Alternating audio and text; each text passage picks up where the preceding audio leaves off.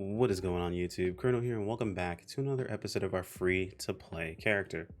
So today I wanted to do a day in the life of this character basically, so you guys know kind of how things go when we start playing our free to play. Because a lot of people have asked me, about what is it you're doing, what's different, like, how you're doing things. Actually, I had some people ask me like, to record like everything that I'm doing, right? Like all of the little tips and tricks and things like that. I'm not doing anything. Like, that's the thing this is very, very straightforward. I'm not doing anything crazy or over the top. I'm literally quite literally all I have done on this character is the story and dailies, and that's it.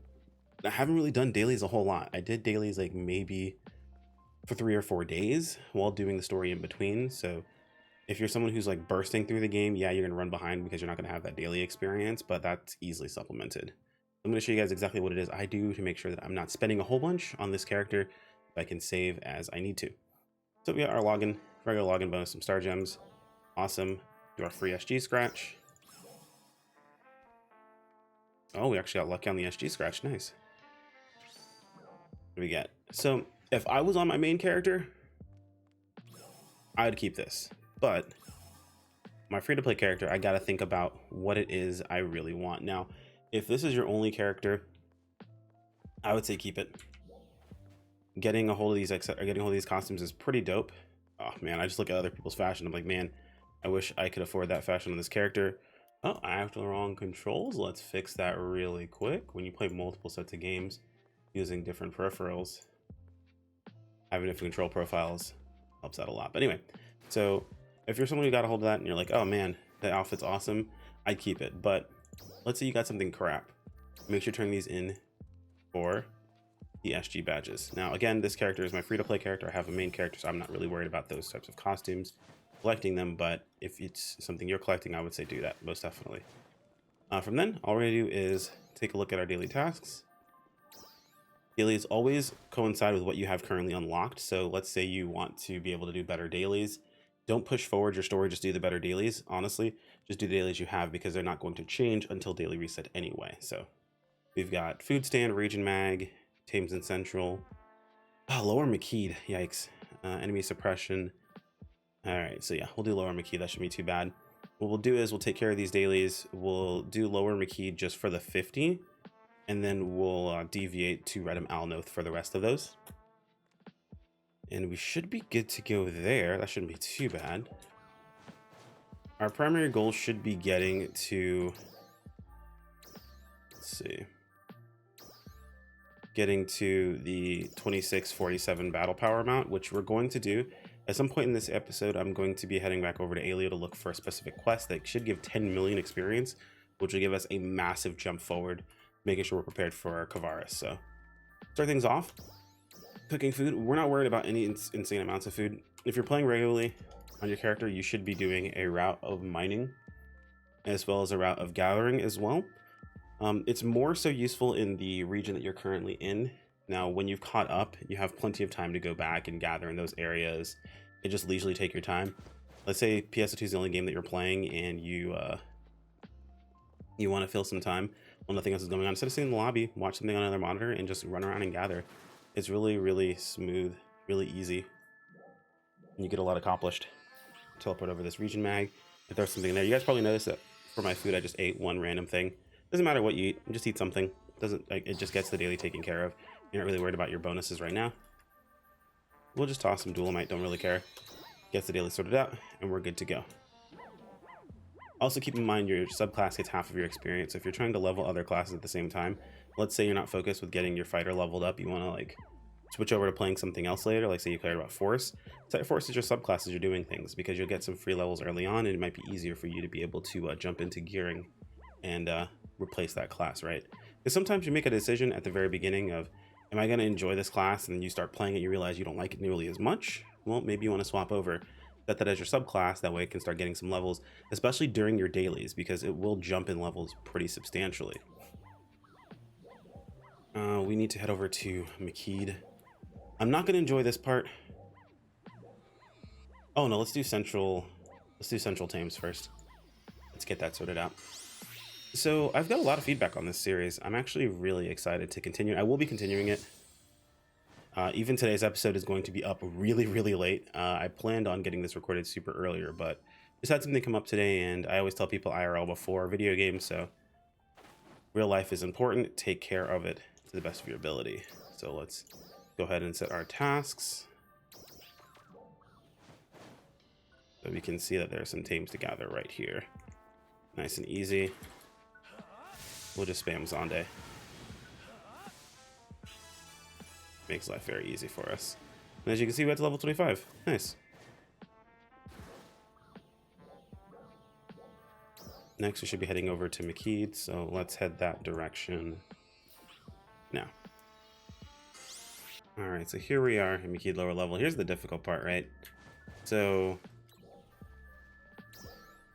there's no one else doing this. There's like one other guy. We'll jump over to his room. At least there'll be two of us, so it'll be a little bit better. But I know this is also a pain point for a lot of new players, is like the whole, you know, all these areas are basically empty, right? Like no one's running this end from this content anymore. We actually lucked out and happened to jump into a room where someone has a PSE burst going. Did it just start? It just started. We got super carried here. So this isn't always going to be the case, but we need to get over here as soon as possible because it's going to get us the kills that we actually need to finish our daily. So we don't happen to luck out here, but that's what you want to do. You want to look for another room where someone's doing something. Even if it's only one person, man, like just join them anyway. You don't know what they possibly have done already, and the two of you working together can get this stuff done a lot quicker. Now I think about it, I didn't even look at my own PSC where I was at. There might have been a sandstorm going on. I just didn't notice it. And if you're someone who really wants to min-max their time, you can always wait to do these dailies until there's a sandstorm going on, right? So sandstorms do cause PSC to be guaranteed 4, and it doesn't go any lower. Like it will not drop below 4. It will always stay at 4. So it makes it much easier to get a PSC burst, which will get your daily done almost instantly. We can go ahead and set our daily task really quick. As you can see, it's just about finished. It has literally 8 enemies left. And we hadn't killed anything. So in just like, I don't know, 2-3 minutes, we're going to finish our daily here. And it's finished. And we also finished the, what is it called? The seasonal daily as well. Calcundo here being in the mix. Let's jump back over here. Pop our skill. Looks like another bouncer. Oh, no, that's just Cortez. Okay. Person that's in here is a Tector. That has got to be difficult, man. They should really give Tectors a damage buff that only applies when they're solo. This is something that happened, what is it, in Lost Ark, I believe? With Paladins, since they're basically supports. I know a lot of Tectors that want more damage, but it would so easily invalidate a lot of classes in group content if Tectors had a bunch of damage. But also I understand wanting to be the Tector doing any solo content whatsoever. Like, it's difficult. So fully solo Tector should have some form of a damage buff, honestly.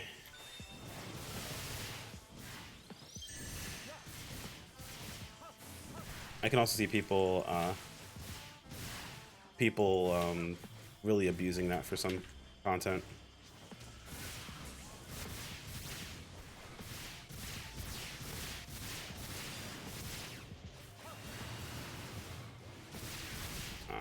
This time that.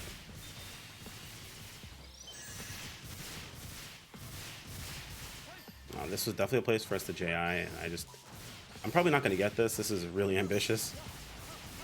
Yep, I figured that was going to happen. All it takes is one attack just to mess it all up.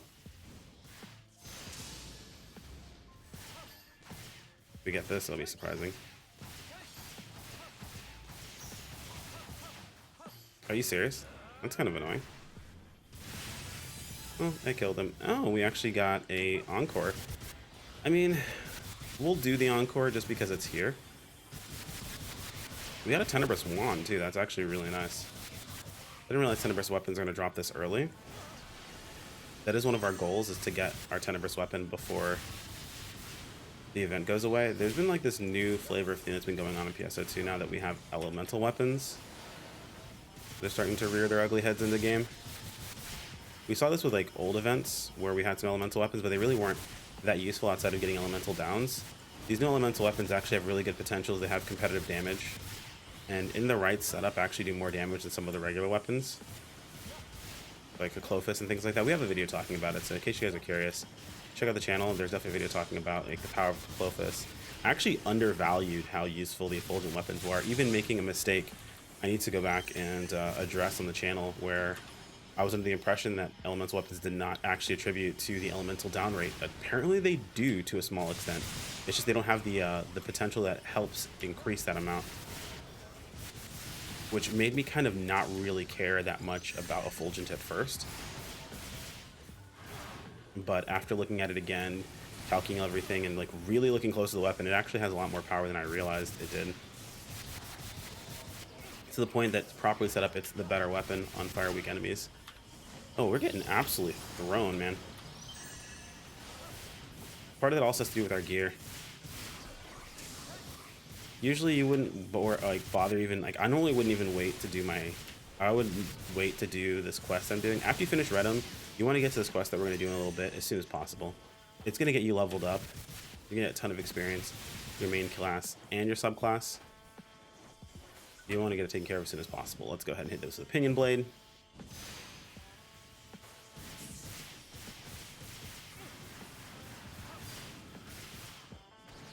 I mean, I may not even include this portion in the video, honestly.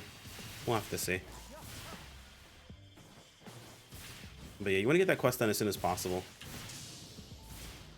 because it's going to give you a huge leg up as far as gear is or as far as your weapons are concerned. I'm actually curious what gear they're going to give us.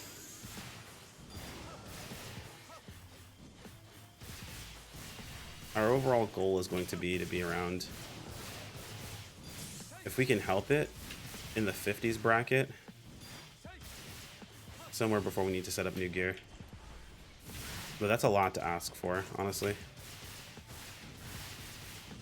In case you guys are curious, I'm getting bodied over here, and usually I do pretty well against enemies. I'm really bad at fighting Calcunda. Calcunda's like my kryptonite, dude. I hate fighting this thing. Just for some reason, my brain can't wrap its head around like how quickly Calcunda's attacks are going to come out after it telegraphs them. Because if you're watching Calcunda, much like Fusion, Calcunda telegraphs their attacks by their limb glowing. But yeah, so we're finished with that, and we actually finished both of those dailies. Now, let's see here. I would highly recommend, if you are in... if this is your only character, actually, or in an alliance, do your urgent quest. I'm going to skip my urgent... do I want to skip the urgent, actually? It might be worth doing, even if I do it solo, because of the campaign boost, meaning giving me extra drops and the increase in experience. Yeah, so I'm going to hold off doing the urgent, just because I'm in a bit of a time crunch. I want to get this video out to you guys as soon as possible, and it's going to delay that. But I would say do your urgent. It's very, very important. It's very useful. Again, we're going to actually jump over now and see if we can find that quest. It's going to give us a huge chunk of experience. All right, so you literally cannot miss this quest. They quite literally send you to the NPC. It's Gaiden. Gaiden has a quest that's going to give us 10 million experience. This quest also exists going into Stia. It's a 20 million quest, a 20 million experience point quest thing. This happens to essentially allow you to get caught up in case you might be behind somewhere. We're going to go ahead and talk to Gaiden. So all we do is talk with Gaiden, and then we just have to go to talk to Creston at the counter. It doesn't require you doing anything. These are basically to bridge the gap for players that weren't playing at a time that people would have just been grinding up to this level. And this fashion is not terrible, but I really want to use the other one. Like, I really want to use the other one. I might use it again anyway if I get the proper coat for it. So we talked to him, and bam, as you can see, we just went from level 25 directly to level 40. We are now fully ready for the Kavaris region. Don't have to worry about any of those things. Yeah, we're level 40 now and level 29 subclass. Again, the subclass does not matter. It did give us enough battle power to go ahead and continue the storyline, and you're good to go. One thing I saw a lot of people complain about was that, you know, doing their dailies and their weeklies really sucked because they are in zones where people aren't playing anymore, right? Well, here's the thing. You're not meant to continue to play in those zones. I need to go back and grab the, you know what? I'm going to go do that as I'm talking about this. So let's just teleport over here. You're not meant to continue to play in those zones. realistically, the only zone that you're going to find people going back to, even at lower levels, is going to be Red Malnoth, because people have this hard on about doing Alnoth because of how easy it is to kill the enemies there, and the time frame it takes for them to get seasonal points. But you're really not meant to be in a lot of these zones that people aren't in anymore. It actually is an issue that I have found. I'm not going to worry about that red chest. It's an issue that I have found with NGS's game design that I personally believe is a flaw. What they're doing is they release multiple versions of each zone to correspond with different level requirements, level caps, where at the time, sure, that works fine, but as time goes on, there ends up being dead zones where players just don't go into that version of the quest because they're not that level for an extended period of time. There's no reason for them to go back to them. And that's why something like Final Fantasy's level syncing system actually is so good, because even if a player needs to go back to those older zones, level syncing those players allows them to play with other players that are at that level, whether it be the enemies you're fighting are higher level and they're your level, or you're lower level and you're what's what I'm looking for, you end up allowing players to play alongside of you. This allows you to play with a larger group of players. So like, say your friends are, you know, not max level, they're lower level, you can play with those friends and you don't have to worry about different tiers of rewards. I don't know, it's something that realistically I feel like they should do more often.